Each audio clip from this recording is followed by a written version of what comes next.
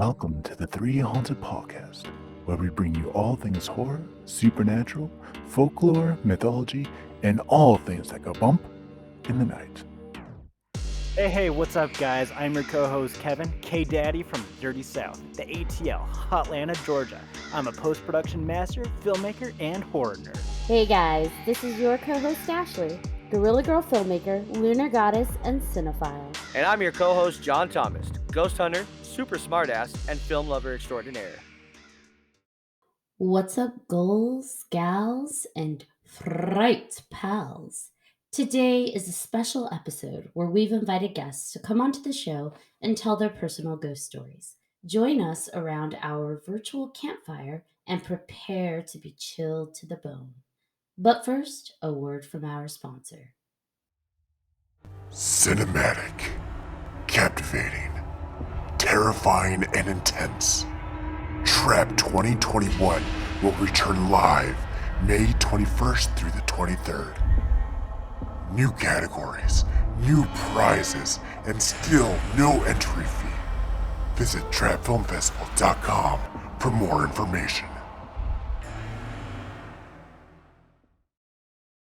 And we are back. Welcome again, everybody. Like Ashley said, today we have a few special guests. And today we're going to start with somebody near and dear to my heart, my own child, Lila Kelly. Here she is. Welcome, Lila. Hello, how's it going? Hello. Hello, welcome to our show. We're so glad to have you on. Thank you, long-time listener, first-time guest. I think it's been about 3 years since I've actually seen you in person, Lai. I know, it's been a long time. Anytime we get with Lila is a treat. Okay, so Lila, we're talking about ghost stories today, and you are on because you have some to share. So where would you like to get started? This is your time. John being my dad. Weird saying John, but hi, John. Hi. Going around and like investigating parks and our haunted houses and things like that were always a big part of growing up, I guess I could say. One of the local parks here in town, we would go out at night and take our recorders and just walk around the parks and see if we could get anything. And that's kind of where I remember my interest in paranormal investigating, ghost hunting, whatever you want to call it. I remember that's where it started. And yeah, that was a pretty big influence. How old were you when you first started joining John on like these paranormal investigations? That's a very good question. Like 9. Yeah, like 9 8 or or 9. 10. Yeah. It was really young. But yeah, I remember that was kind of where it kick-started, and hearing, you know, sounds at night, whatever, bumps in the night, being like not very scared of it. I don't know, the sense is getting away from me, but not being very scared of hearing noises at night or hearing footsteps and things like that. But when I started to grow up and kind of come into my own around middle school, I was probably in 7th or 8th grade, is when it started freaking me out, hearing, you know, different noises or even seeing things. So there was a period in time where I actually thought that I was going crazy, and I didn't know what was going on because I would see figures in the house, or I would hear sounds, I would hear voices, I would hear whole sentences just to me. And that wasn't something that I had heard before. We know, even on the recorders growing up, going to the parks or anything like that, it was never anything that clear. And I remember thinking that there were people in our apartment and there was nobody around. And so it was very scary at that time. But I didn't really know what to make of that. And I, for some reason, didn't think it was anything paranormal. I thought it was just all in my head, which was not a good time. I'm going to jump in. So I remember, and I know this is her story, but I remember getting a phone call from her mom because at first when she started hearing the voices and stuff, she thought that it was their neighbors, and their neighbors were below them. They lived on the 3rd floor. So they didn't have any neighbors that were super close to him. And I remember you had Googled a bunch of stuff and thought you had schizophrenia. I do remember that. Yes. and I'll just let you go.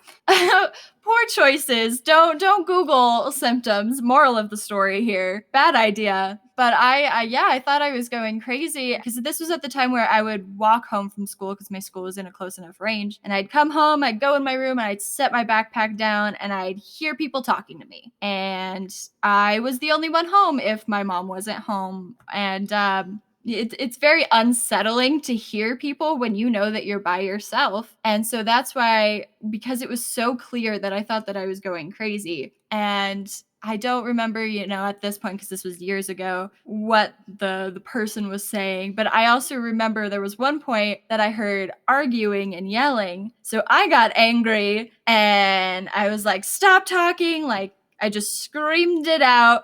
And then I heard behind me a voice saying, okay. And I turned around. Obviously, there's nobody there. Oh, no. And freaking out about it because I thought that this was a muffled voice coming from the next door neighbor. And there was no next door neighbor. And all of a sudden now I'm hearing this right next to me. Terrifying. And I was home alone a little bit in that age. So it was like, all right, if I'm dealing with this, I'm dealing with it solo, which was not a good time. And so I was not a part of the paranormal investigation team at that time because I was still quite young. But the group that Dad, John, was in had a lovely psychic. And I remember talking with her about it. And she was like, oh, yeah, that's your little spirit guide. That's Amanda. Just, this little person that kind of hangs out with you, kind of leans on you. That's how I found out that I had a spirit guide. And so that's who this was, because it was just a little girl that I would hear all of the time. And I still never found out who was arguing that I heard or what that story was. But the majority of the time, it was this little girl. And yeah, her name was Amanda, and she was sweet. She didn't mean any harm. She was just kind of there to be there and support me and whatever that meant at the time. And I think it was needed because I think it really helped me dive into the world of paranormal investigating or looking into ghost stories, things like that. That was a good kickstart. And I think it was just, some good moral support from the beyond. So when did you notice Amanda was no longer present? Or is she still there? It faded out. I think as I was growing up, I heard less and less from her. So when I was first experiencing this, seeing a figure in my house or hearing voices right beside me, I was probably 7th, 8th grade. I was probably 12 or 13 at the time. And so I think going through the transitional period of childhood to being a teenager, I think that that's what she was there for. And as we moved around, because we moved around quite a bit during that time into a new apartment, I started noticing her less and less. And I don't know what the tipping point was. I don't know when she stopped being around, but I think it was just she was there to help me get a grip on growing up, if I'm being honest. I think that played a big part. As you've gone through different transitional ages, have you had reoccurring supernatural paranormal experiences or encounters? Do you notice that heightens between different developmental transitions? Maybe not as distinctly as having Amanda around. I couldn't tell you that I've had any other spirit guide or anyone else as I was going from being a teenager into being an adult or anything like that. But it's more so now I feel more comfortable and more confident in myself that I am not so scared anymore the way that I was then. And so now I'm very much more open about going and checking out these haunted places and doing investigations, and I love it and I love talking about it. And I was kind of the weird kid in high school because I would mention that I'm a part of this paranormal team and we do this, and we when we went to Jerome, Arizona a couple years back. This was right before I graduated high school. I actually did this massive project on Jerome where I actually hosted interviews with John and with Kevin. I don't know if you remember that, Kevin, but No, I do. Good times, yeah. And I remember I was kind of like the weird kid for wanting to make a little podcast about Jerome, Arizona. But a lot of people came up to me with questions after that. They're like, that's so cool. And I was like, yeah, I know, pretty cool. Yeah, I know. I love it. You're my kind of person. Yeah.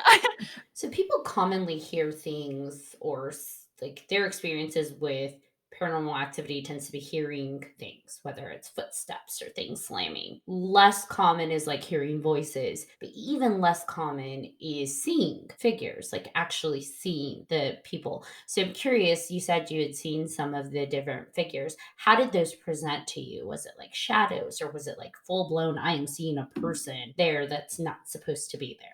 For me, it was more like a light contrast. Like it would be shadows, but like with light around. And it was never very close. It would be sort of at a distance. And maybe that was just like a comfort thing. Like if that was Amanda, maybe she wasn't super comfortable with me. So she kind of stayed back. Or maybe she thought that I would be scared. So, keeping our distance. But the way that I would see figures, whatever you want to call them, was more of just there's something off about the lighting. And that looks like a person, but I can't see details.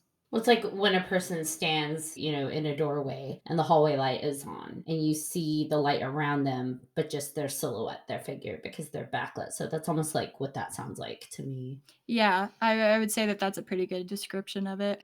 I would say I've known you for years, and your experience with paranormal investigating. Do you have a favorite place that you've ever investigated?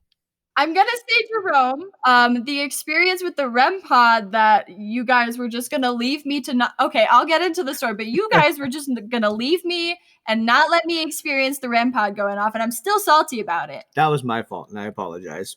And so, the story behind that is we were investigating the Jerome Grand, and we were in a double room. So there was like the closet and the bathroom separating these two rooms in the middle, and you had the two, beds on either side and in their respective rooms. We're testing out this little theory that if someone is sitting with their headphones attached to a spirit box and the people around them are asking questions, that the person listening to the spirit box is just going to say whatever they're hearing coming through. So they can hear the static of the spirit box, and if they hear a yes come through, the person listening is just going to say yes, but they don't know what the question was. They just know the answer. And I remember I was sitting in the corner facing the wall. I had my eyes closed and I was listening to the spirit box, and I was trying to just focus on whatever I was going to hear. I didn't want to miss anything. And the REM pod was going off behind us, and I didn't know about it because I'm hearing static come through the headphones and I don't hear anything else. And while everybody else in the room is freaking out and so excited about this REM pod going off, which I had never seen before, nobody thought to like tap me on the shoulder and be like, hey, turn around, look at this, until it had almost stopped going off and I just saw the like last little bit of the lights going off on the antenna. I was so angry.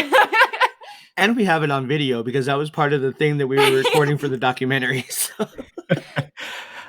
I remember everybody was just so like in awe about it that like nothing else was existing except for like, what is going on? And the best part about that is Kevin was sitting next to it on the floor, also recording it on his phone. And so when it went off, all four of the lights were going off, which has never happened before in my investigating at all. And again, Kevin was sitting right next to it. And so the funny thing is he was recording it on his phone. And when you see his video, you see his phone shake because it scared the shit out of him so bad that I was laughing about that while we were there and totally forgot she was listening to everything. And I was like, oh, wait, I should probably let her know. And like she said, it was like almost too late. The absolute audacity that you guys had to just leave me sit there staring at a wall while you were all so excited about this thing going off. I saw the end of it. I saw it go off a little bit, but it's not the same. I apologize. Apology accepted. But I'd have to say that was probably my favorite experience, even though like we caught the end. But just sitting there and like being present, like listening to a spirit box go off, not knowing what's going on around you, just focusing on the static, just focusing on if you hear any voices come through, just repeating that. I don't know, it felt really cool because it was just kind of, this is what I have going on and I don't care what's going on behind me, even though I did afterwards. But I like that you put her in probably the most precarious position out of all of that because you've got her with the headphones on. She's leaning in and focusing all of her energy on connecting to this spirit box. So she's like potentially connecting to other spirits and entities. And you're like, yeah, let's put the child in that chair. That's cool. No worries. This is exactly how The Exorcist occurs. Right. No, to be fair though, we did all try it. It was just her turn to try. So nothing had really happened much when we all did it. It just randomly, of course, when the child who can see and hear things actually, yeah. I can't tell if that's lucky or unlucky, but Well, thank you so much for coming on, Lila. Do you have anything else you want to share with us? I don't think that I do. All right. Well, I am really enjoying all of these ghost stories so far. And who's ready for some more around this campfire? I'm so ready. Kevin gets bad joke of the Always ready. day. Yay! As it should be. All right, as we go around the campfire, we are on our friend Callie. Welcome, Callie. Hey guys, thanks for inviting me to be on. You are very welcome. I'm so excited. Thank you for coming. I'm going to warn you that as soon as we started this, my cat decided he wants to be a part of it, and he's running around the house like a crazy man. So if you hear something, I swear it's not demons. Or is it? Well, you never know. So tell us about yourself, Callie. Oh, wow. Well, let's see. Several years ago, I was the resident paranormal investigator at the Stanley Hotel. I was responsible for setting up the ghost hunting program that they used to do at the hotel, as well as doing tours for VIPs and training some of the tour guides. Of course, while I was there, I had lots of ghostly experiences. But I've also traveled across the country and I've been to a lot of the more famous haunted locations that you may have heard of, and just really have had an exciting time doing ghost hunting and having some fun with it. That's awesome. So, for those who don't know, the Stanley Hotel is located in Estes Park, Colorado. And can you tell us a little bit, maybe, because I know there's a big interest. Anybody that lives in Colorado, and a lot of people come to Colorado to see the Stanley Hotel, mostly because of The Shining, but also because of the paranormal activity that's been recorded there. So, personally, since you were there so often, what was something you noticed consistently with the activity? Well, the nice thing about having the opportunity to be at a place over and over and over again, which most ghost hunters and paranormal investigators don't get that opportunity. I got to know the spirits and I got to know the energy at the hotel. And I feel like I had more experiences there because they also got to know me and were comfortable and knew that, I was there for their best interest as well. So you say they. How many would you say you were coming across? Well, it is the Stanley Hotel. So Mr. and Mrs. Stanley regularly came through to different people.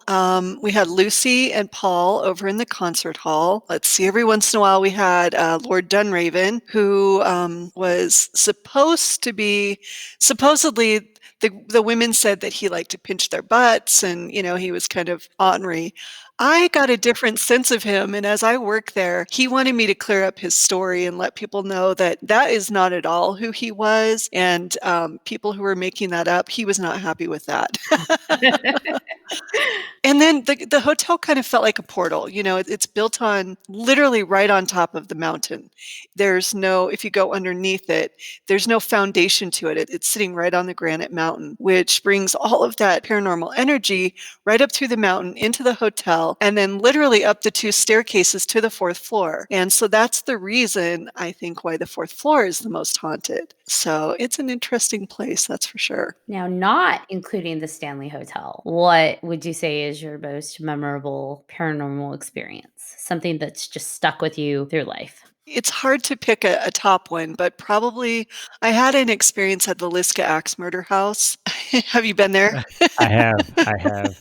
Did you have any experiences? We did, yeah. Awesome. It was a beautiful home too. It'll be interesting to hear if what I experienced is at all similar to what experiences you had. I've actually been there more than once, and this was my third time going there. And I went with several friends. And so if you've been there, you know that when you walk up the stairs, there's a little hallway that goes from the parents' bedroom to the kids' bedroom. And then you open a door and there's a little closet. And then if you go through the closet, you're in the attic, right? Well, I am not a fan of the attic. There's something that I just don't like in the attic. It made me uncomfortable. And so at this particular time, I just decided I wasn't going to go in the attic. Of course, everybody else that was with me, there were 5 other people, they decided that they were going to go in the attic and do a flashlight session, where you try to get them to turn on the flashlight, turn it on and off. And I decided that I would just stay in the hallway where I was still close to everybody and I could still see them and I could hear them, but I just wasn't inside the attic. So I'm standing in the hallway and all of a sudden I hear footsteps coming up the stairs. Well, that was pretty crazy because, there are times when you're more afraid of the living than you are of the dead, right? Who is coming up the stairs towards me? So I turned towards the stairs, and as I did, this rush of energy came through me. The best way that I can describe this to you is if you are cleaning a fish tank, and you know how in a fish tank you've got the water and then you've got all the rocks at the bottom, and you take that big scooper and you scoop it down in and you pull the rocks up and the water is coming out and you're taking the substance out of the water. That's what it felt like to me as this energy went through me. It took my substance with it as it went through me. I kind of leaned up against the wall and I sunk down and I was sitting in the hallway. And of course, everybody in the attic was still doing what they were doing. I wanted to say help, or I wanted to cry, but I couldn't even find tears to cry because it was so terrifying. When all of a sudden my friend Debbie turned and she looked and she noticed that something was not right with me. And she got up and she came out of the attic to check on me. And just as she did, the little flashlight that had been sitting on this, what do you call it, sawhorse. It'd been sitting there for a good 30 minutes while they were doing what they were doing. All of a sudden, it spun sideways and flew off of the sawhorse. So I'm assuming that whatever walked up the stairs, walked through me, it went into the attic, and then it affected what was happening in there. It was actually incredible. And the flashlight is on YouTube, by the way. The experience that happened, the flashlight part is on YouTube. So it was pretty crazy. Wow. Jeez, that is nuts. I have to say, when I was there, I heard the footsteps. You did? We were in the main living room area, but we heard them coming down the stairs Oh, and interesting. kind of coming, like circling down and then going into the kitchen towards the stove. Interesting. Yeah, there's something in there. I have a question for you. Just to kind of tie it back to the Stanley Hotel. Like, was it the Stanley that brought you to investigating paranormal, or was it the paranormal that brought you to the Stanley? Well, that's sort of a complicated question. It seems like it should be a simple one, but it's not. I've had experiences my whole life. Even as a kid, I had an imaginary friend, which now I realize probably wasn't an imaginary friend. I was actually, getting messages and hearing things from spirits. And that started when I was probably about 6 years old. Then when I was 18, my brother's best friend, who was like a brother to me, ended up committing suicide. He then continued to visit me and I would have communication with him. Of course, I was raised though in a Baptist home and we don't do ghosts in the Baptist world. And so, who do you talk to about stuff like that when things like that are happening? It was pretty terrifying. So I asked for it to go away. I didn't want that anymore. I didn't want to be able to communicate. I didn't want to hear from voices either known or unknown. So I asked for it to go away. And everybody says that I shouldn't have been able to turn it off, but I was successful at just shutting it off and stopping it. Well, then I still continued to watch things like back in the day, there was Unsolved Mysteries, that always had a haunted portion, which was my favorite part. So I stayed interested in ghosts, but I was kind of scared of them after I asked for it to all go away. And then, of course, one day I was watching TV and Ghost Hunters came on. It was this new show that people are going out looking for ghosts. Are you kidding me? That's what terrified me as a kid. And I asked for it to go away. So I started watching Ghost Hunters. And then one day they were coming to the Stanley Hotel and I thought, ooh, how fun. I had become a fan of the show. So I thought, how fun. I should go meet these guys. And so I signed up. There was a whole weirdness that happened with that too, that literally led me there. It was the first time, even though I grew up in Colorado, it was my first time going to the Stanley Hotel. Walked in the lobby and literally I felt the energy of the hotel wrap its arms around me. In fact, I'm getting the tingles right now just thinking about it. It was like I came came home, even though I had never been there before. And I got to know several people, people who were also interested in ghost hunting. And next thing I know, I had joined a team in Colorado that had been around for a while. And I was doing home investigations, was just fascinated by it. And then my husband at the time and I moved to Estes Park, again, out of the blue, this was the hotel, kind of sucking me in, I think. We moved to Estes Park and I worked for myself. And I thought, it would be kind of fun maybe, since I'm interested in ghosts again, to work at the hotel just as a tour guide, nothing big or fancy. So I called them and 24 hours later, they had hired me and I made my niche at the hotel. I was supposed to just be a tour guide, even though at the time I was terrified of public speaking.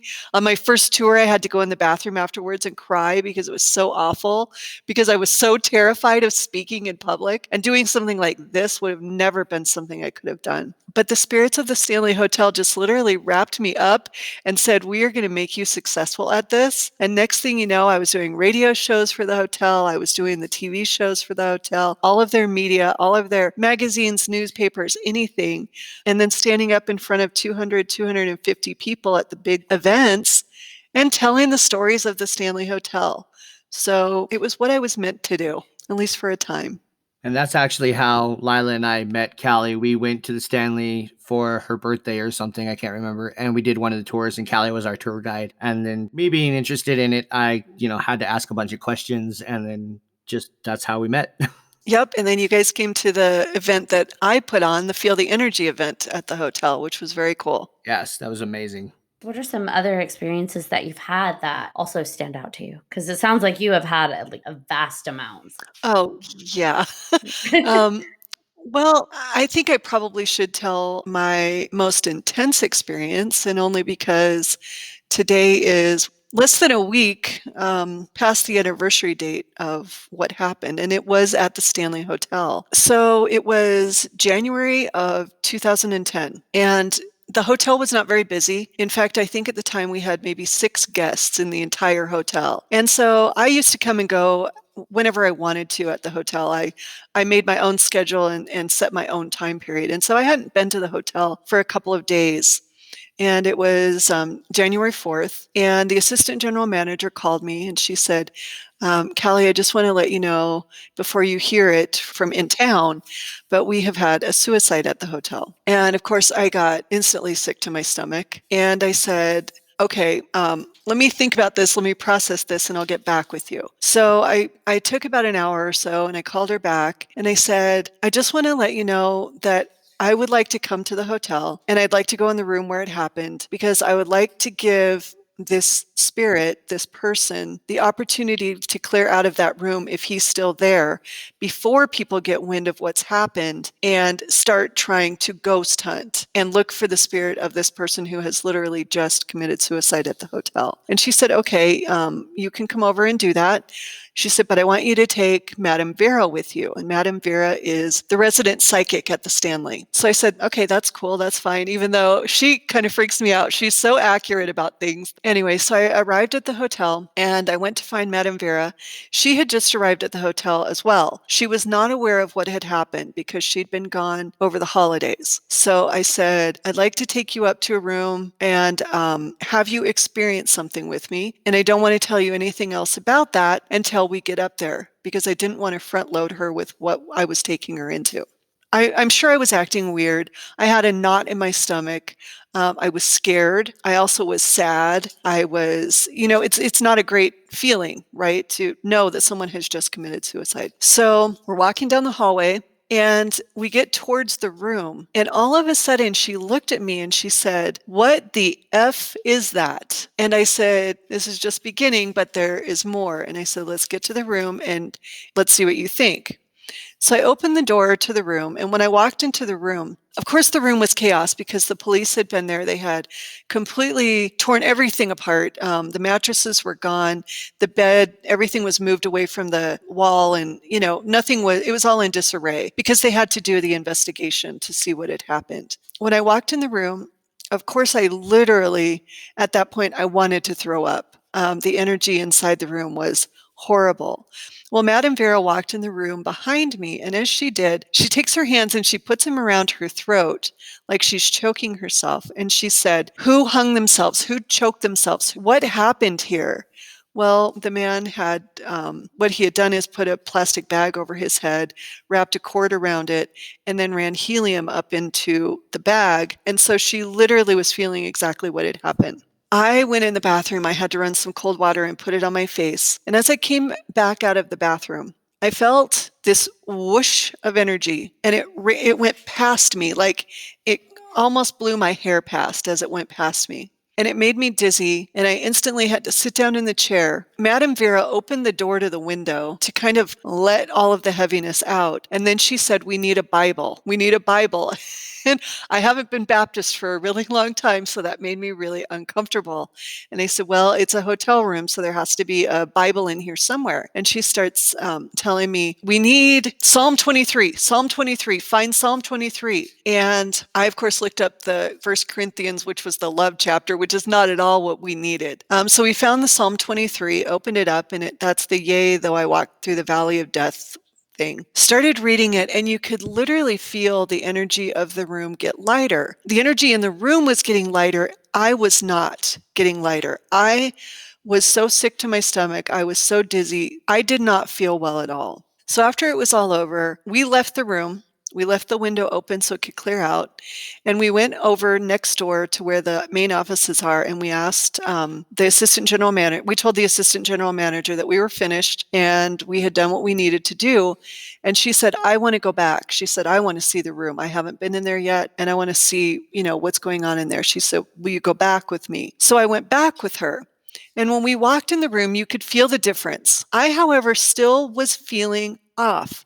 Something was not right with me. I don't know how to explain it. It just didn't feel right. So we spent a few minutes in the room. As we walked back down the hallway, if you've been to the Stanley, I don't know if you've been there, but when you leave this room, you walk down the hallway. It's a long hallway. You take a right, and then you're headed towards the elevators. And as I'm headed towards the elevator, Leslie is the assistant general manager. She's on the left. I'm on the right. And in between the two of us, we all of a sudden heard this man's voice really loudly go, "Why?"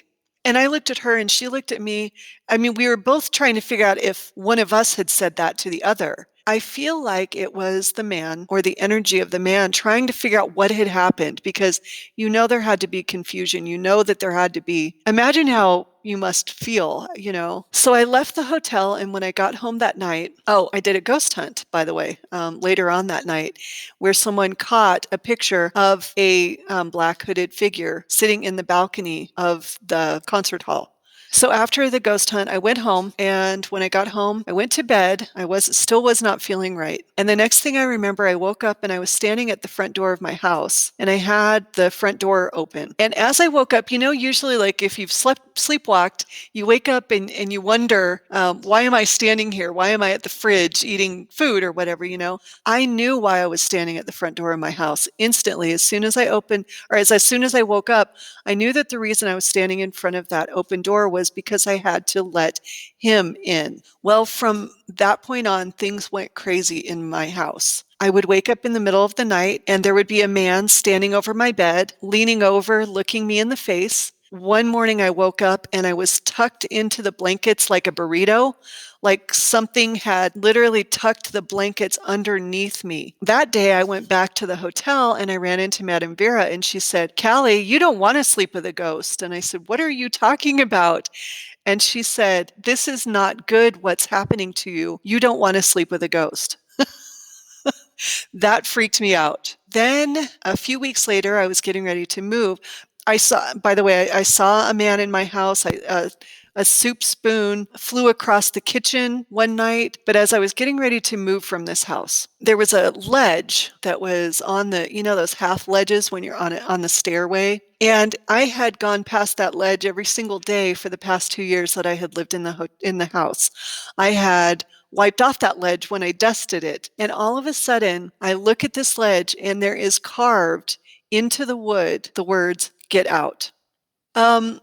I feel like, I don't know if I was clear about the fact that I was moving at the time. So I had started packing all my boxes. So this get out was very strange to me. When I moved back to an old house that I owned in Elizabeth. All of the activity stopped. It ceased. It was over. It was done. Until I moved back up to Estes Park when I had sold my house, moved back up to Estes Park.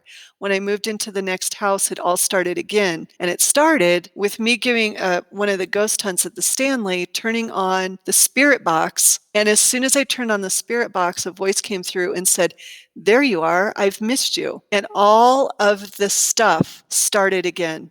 There's so much more to the story that I can't tell it all in this period of time because there's so much more with what happened. But by the time it was over, this had haunted me, literally haunted me for about 5 years. I finally was able to clear out the energy and move on from it. And as soon as I did, Ghost Hunters wanted me to come do an interview about a follow-up on having been on, not Ghost Hunters, I'm sorry, Ghost Adventures, to do a follow-up on the Ghost Adventures episode I had done with them. And I decided at the time, this was now 5 years later, that I was going to tell the story about what had happened to me. And as soon as I decided I was going to tell the story, I got an email. And this email was the best friend of the man who had killed himself. He had tracked me down, sent me an email, wanted to hear my experiences, not knowing any of what I had experienced, by the way. It was only because he knew what my job had been at the hotel. He then told me the rest of the story. I got to learn about this man who had committed suicide. I got to hear what had happened before, the whole story, and then literally go to the Ghost Adventures filming and tell the story knowing the whole story. It was pretty crazy. I bet you guys weren't expecting that, were you? Wow. No. That's, yeah. Wow. That's a pretty persistent haunting for the fact that you were able to move away, come back, and it immediately attaches and recognizes you. It's like, that's pretty strong. How were you able to clear that? So I have a friend who lives in Alabama who's very much into not voodoo, but hoodoo, which is old folk art. Voodoo came from Jamaica and Haiti, but hoodoo was developed here in the United States in the South. And his grandmother was a hoodoo practitioner, and he helped me. He helped me with herbs and what he called whistling through the graveyard, which is learning to raise your vibration, because like energy attracts like energy. That's not woo-woo. That's not the stuff that we do. That's science. Like energy attracts like energy. Energy that is vibrating very quickly cannot coexist with energy that is a lower vibration and is vibrating very slowly. And so as a result, you have to raise your vibration, and those lower vibrations will eventually drop off. And so it was making sure that I was doing the right rituals, and those rituals were meant to bring my energy up. And by bringing my energy up, vibrating at a frequency that this low energy that had attached itself to me no longer felt at home, no longer felt like they belonged with me. And eventually one day it was just gone. There was no big anything there, I didn't feel anything, like it didn't feel it leave. Just one day it was gone, and it was just me making sure that I kept my vibration at a certain level. So no big secret, just hard work. I think it's interesting that it went from being very aggressive towards you to, writing Get Out, even though you are in the process of moving, to then being like, I missed you, and attaching to you once again. The thing is what I realized after it was all over and I was able to look back on it with more of a clear head, I don't think it was the man who committed suicide who attached himself to me. I think the whoosh that I felt was him leaving the room and his spirit being gone. If that makes anybody feel any better about this whole story, it was not him being stuck here or him being attached to me. What I believe happened is when I went in that room, my husband and I at the time, we had separated. We were getting a divorce. I was at probably the lowest point in my life. And I had no business walking into that room because I had not protected myself. I was at a very low vibration, and low vibrations attract low vibrations. And so as we offered the opportunity to this man's spirit to leave the room, that low vibration that had grabbed a hold of him and caused him to do what he did literally sucked on to me because I was also in that low vibration. And if you think about it, I'm really pretty lucky that it didn't drag me down into the same place that it drug him into, that I was able to fight that and resist that with the help of friends. So it was interesting. You know, I'm a firm believer that things do happen for a reason. There's no coincidence. So I do think that it's interesting. You insisted on going up there first, and you two being the first people to go in, and you walked in first. So it attached to you. And of all people, I mean, it could have been her first, it could have been anybody else, and continued that cycle, right, of connection and dragging down into that lower and lower vibration. But it was you, someone who has the support network and the tools and resources to help, get rid of something like that or not be taken in by that. And so I think it's interesting that you were the person that walked into that room first and that you instinctively felt the need to go in there first before any other paranormal people were there. Because could you imagine, had investigations occurred before you were there, that would have potentially latched onto someone else and continued that cycle going, someone who is maybe doesn't have the same resources as you. So I think that's pretty interesting. Yeah, absolutely. And I agree with the no coincidences thing. There was no coincidence because what happened to me and the experience that I had with that gave me an empathy for other people who are experiencing things who, oftentimes when people tell stories like this, people think they're crazy. It sounds kind of crazy what happened to me. And it gives me an empathy for people who are going through something similar, and to be able to be with people and teach people how to raise their vibration. What I want to do, my dream in life, is to teach people how to feel energy, because we all feel it. We just don't know that we feel it. And so you have to learn how to tune into it. And I want to teach people to do that by traveling around the world and taking people to the major energy centers where you can't help but feel energy. I want to go with you to Machu Picchu. Oh my God.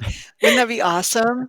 Well, thank you so much for coming on. It has been really amazing hearing your stories and your experiences. And I want to have you back on to hear more if you're ever open to that. Oh, of course. I'd like to actually hear more about your experiences and perspectives on energy. I think that would be really awesome. Yeah, it's my favorite subject. But that's when I then go kind of off the rails into some quantum physics. And sometimes people are like, "Oh no." You should listen to some of our podcasts. I'm the same nerd. I'm just Okay, like, good. I'm the same way. I'm like, but guys, energy is real. It's science. Yeah, it's not woo-woo. It's real. It's like you said, it's science. So that'd be cool. You guys just let me know. Awesome. Well, thank you so much. We'll definitely keep in touch. Thank you for coming on. Thanks for inviting me. It was good to see you. Good to see you again, Kelly. Yeah, thank you so much. Well, that was Callie. Thank you so much, Callie, for coming on to our show. And now we have BJ. BJ, welcome. Good to be here. How's everybody doing? Doing great. I'm doing good. Welcome, welcome. Hi, BJ. All right. So let's get into it. What ghost stories do you have for us today? All right. So, this happened about 2 years ago. I was with a friend. She invited me to this wine and cheese party, and I was like, okay. I mean, I've never been to a wine and cheese party. Let's do it. And so it was in the Wash Park area in Denver. I don't know if you guys know if any of you have been there. It's kind of fancy or older houses. A lot of older houses, but they're expensive. So the friends that lived there were renting it out. So I get in there, we, do meet and greet, start talking to everybody. And I just get this really, really weird feeling that there's some kind of presence there. I kind of go to the stairs and then I look up at the top of the stairs, and I just get this weird feeling. And so I asked them, I said, hey, I got to go to the restroom. Where's the restroom? They're like, oh yeah, it's just at the top of the stairs. And so I head up there, go to the bathroom, come back down, and I look back up and I just have this really weird feeling again. And like there's this little boy just standing at this top of the stairs, just looking at me. I don't know why I thought of just like a little boy, but that's just kind of what came to me. I had never met the people who lived there before, and so I went up to them and was like, your house is haunted, isn't it?" And they're like, "Yeah, absolutely." Like that was the like, and I had, it was such a weird thing that I had never been there before and just had that feeling. And the couple that lives there they're very friendly people. They're not, jerks or anything. And they said also that the ghost or whatever that's there isn't also doesn't do anything to hurt them or to scare them, but they know that there's something there. Like stuff would move randomly, doors would open randomly, like all kinds of weird stuff like that. And anytime, and I've definitely had that feeling a few different times, but that one was the first one where I was just guessing. And it's like, yeah, that's absolutely true. So That's insane. It's amazing how we can feel certain energies and put associations with them. For example, you felt the energy of a little boy at the top of the steps. You couldn't see him, but that's what you identified it as. And mhm. I can't even begin to understand how our mind connects with our energy to make those correlations and provide those images. Right. It's a really, really weird feeling. And it's not the first time, but this time it was such a weird thing that it happened so like right away. Like I'm kind of, I would say, a little bit of an empath in a lot of ways. Like I can feel other people's energies, and whenever I first meet somebody, I can kind of tell a little bit about them, whether it be good or bad or whatever, but then sometimes with spirits too. So I have seen a spirit too. Usually, this stuff kind of happens also, obviously, when it's older houses and things like that. The second thing that has happened to me has happened a couple of times. I'd say about maybe 3 times in my life. And this was from sleep paralysis. Do you guys, have any of you guys experienced that? Mm-mm. Oh, yeah. Consistently since childhood. It's awful. It's terrible. Yeah. So sleep paralysis, I get it here. I've had it probably like 10 times in my life or more. And it's uncomfortable, right? It's not something that you wanna deal with. And the first few times, like it really freaked me out and I was scared. I didn't know what to do. And I would shout. Now, when you have sleep paralysis, your mouth can't move, but you can, for me, I can feel my lungs and my voice just trying to gut wrench and try to get somebody's attention, but I could never get anybody's attention. And over time I've slowly been able to like wake myself up, because it is one of those things that either you go back to sleep or you wake up. Mhm. And I don't think I have a lot of control over that most of the time. It feels like it's like 20-30 minutes just to get out of it, but it's a lot shorter than that, I think, just because when your body's not being able to move, you freak out a little bit. And so 10 minutes seems like a lot longer. But when I've had the sleep paralysis, the being or whatever that I witnessed has only happened a couple times, and it felt like when I opened my eyes, there was a being just right above me staring at me. And the best way I can describe it, what it looked like, was like, again, it was like a little, like maybe a child. And you guys know what like the 3D ultrasounds look like? Mhm. Mm-hmm. It was like that. It was very much that color, like an orangish color, but just, yeah, just a being that was just kind of almost goopy. So, and just staring at me, like right above. Like if you guys have seen The Haunting of Hill House, very, very similar to that. And I think about that, I'm like, so what was that? Like, and it doesn't happen all the time. When I look into it, it's usually dark beings, something that's black or whatever. But this one was very much orangish and goopy, but you could tell it was a person. So it was just kind of weird. And when you can't move and you can't get anybody's attention, you're just kind of like, well, I guess this is just something I'm gonna have to deal with. And Has to be terrifying. yeah, you never really it's not a welcome thing. It's never like, oh hey, like I can't move. This is great. Woo! Like even knowing that I 99% of the time can pull myself out of it, I still don't want it. Like it's still Mhm. not.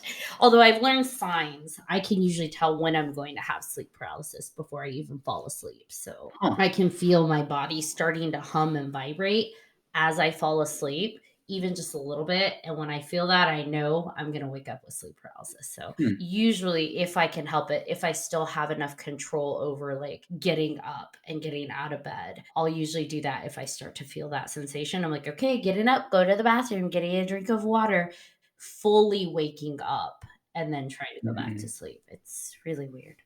So, BJ, with the being that you were seeing, do you have an idea of what it is you're seeing? And a follow-up question is, do you know why you're seeing this child? I have no idea what it is. I mean, I have seen another thing where it was a black like shadow that just walked in front of me and just kept walking. And that one was an adult. It wasn't like super big, but it was just like a, I don't know, 5'10", 5'11", something like that. But it was just a crazy thing because it happened when I was sleeping on the couch. And when I was sleeping on the couch, I looked down and could see like its feet moving like just past me. I feel like it could be a being. It could just be my mind messing with me. Because in the sleep paralysis thing, it's a little bit different than the other story. Like the other story, I definitely was awake and I could feel that there was something else there. In this situation, it was a combination of like, is this me or is this something else? So I do actually I forgot about this because it's been since college and it's been like 15 years now, which is crazy to think about. But I went to CU Boulder and I stayed in the dorms and they're old buildings and weird stuff happens. You hear stories about students who have committed suicide or hung themselves, all kinds of crazy stuff. And when I first moved in, because we did a summer program where we minorities would stay over the summer and basically practice college things and prepare for regular college. So we stayed in a dorm. This was in Libby Hall in at CU Boulder, and we were just talking about that kind of stuff. We're like, yeah, maybe there's hauntings, maybe there's stuff, but we were just talking. And then a couple days later, we saw footprints on the ceiling that led towards our beds. which was really sketchy because it was like one of those things where it was kind of like glowing, but there was no like we went up there and scratched the ceiling and we were like, yeah, see if somebody was messing around or whatever, or what if somebody put something on there, if it was like lemon juice or whatever, what people do to put stuff on there. But no, it wasn't any of that at all, and that freaked us out for sure. Because like it's one thing if footprints are leading away, but when they're coming towards you and they're up on the ceiling and they're coming right towards your bed, it's just a weird kind of sketchy thing that you're just like, what do you do with that? And so we ended up not sleeping that night, and just tried to just deal with it.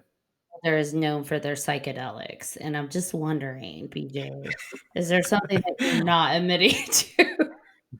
So no, this was before all of that. Oh, that was That before came you later. went down that rabbit hole. Yeah, yeah.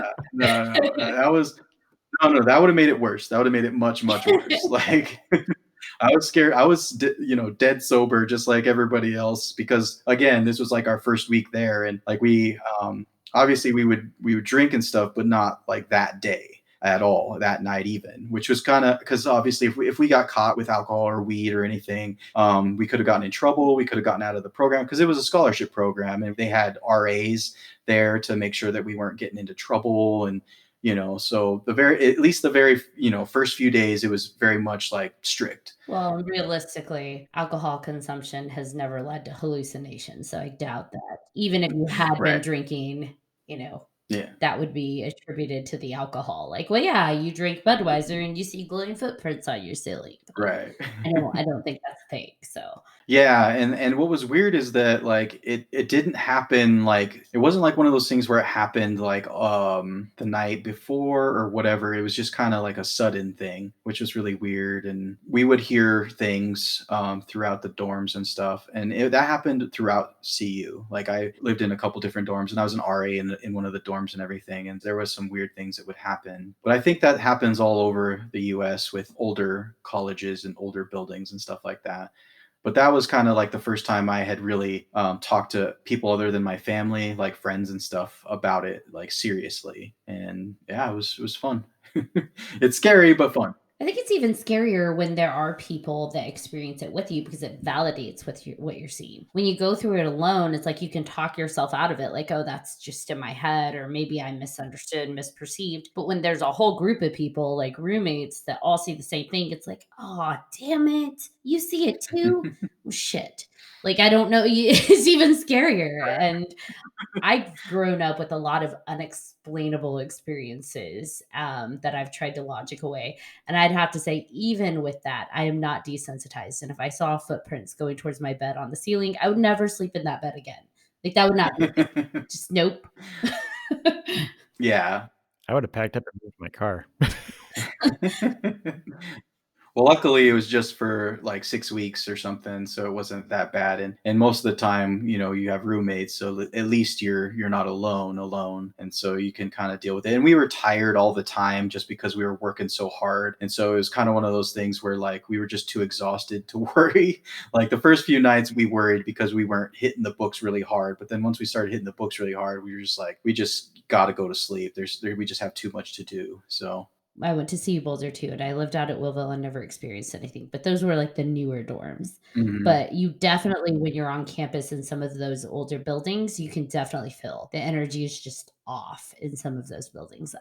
My degree often had my classes out at Hale. I don't know if you know that building. It was, Mhm. yeah. Yep. So I was in Hale.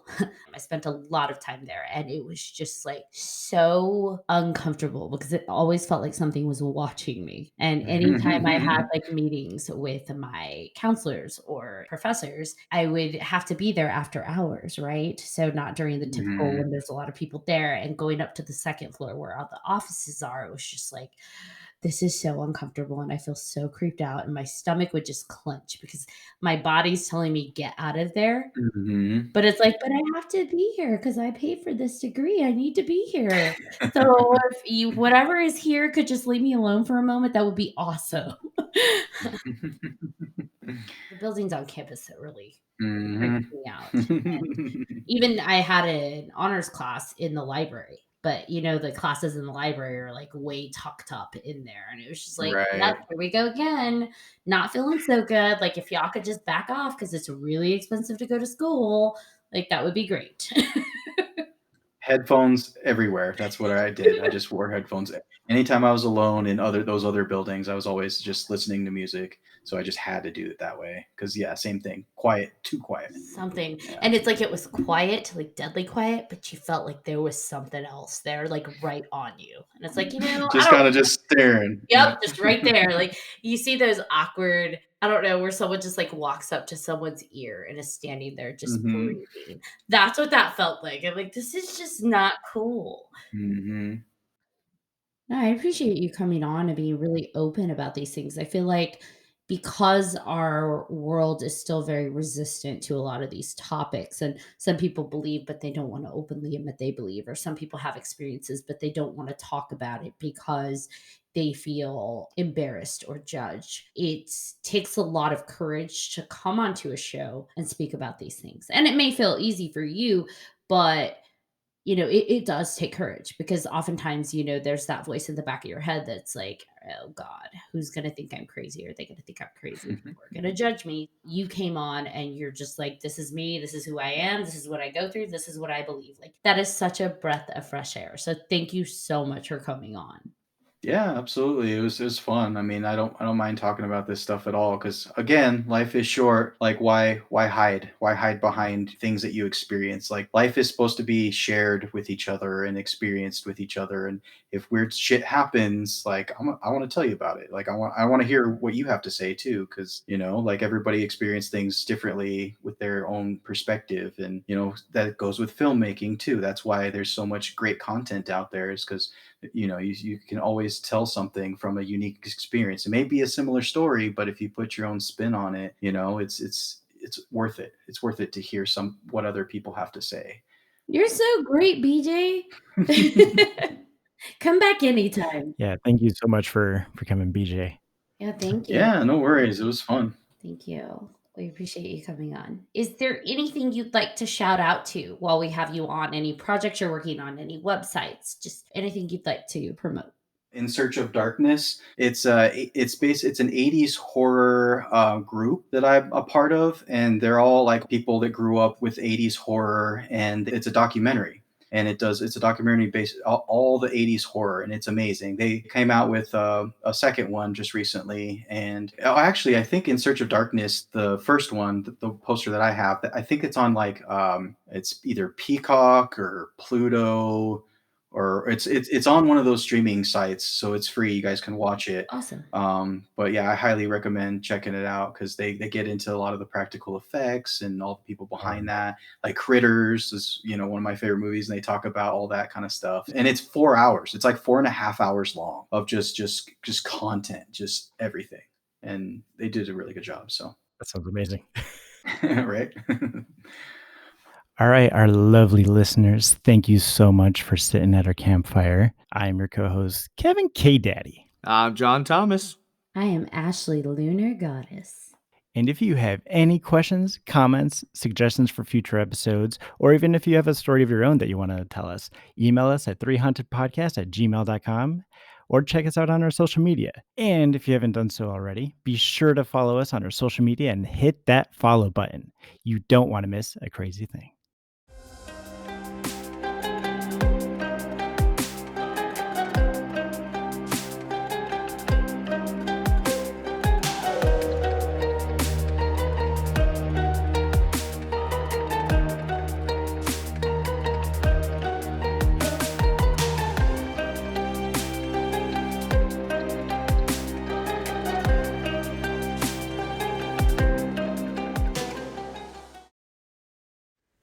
Are you looking for more awesome podcasts? Head on over to withoutyourhead.com for access to the Without Your Head podcast network, where you'll find a variety of podcasts sure to keep you entertained and coming back for more.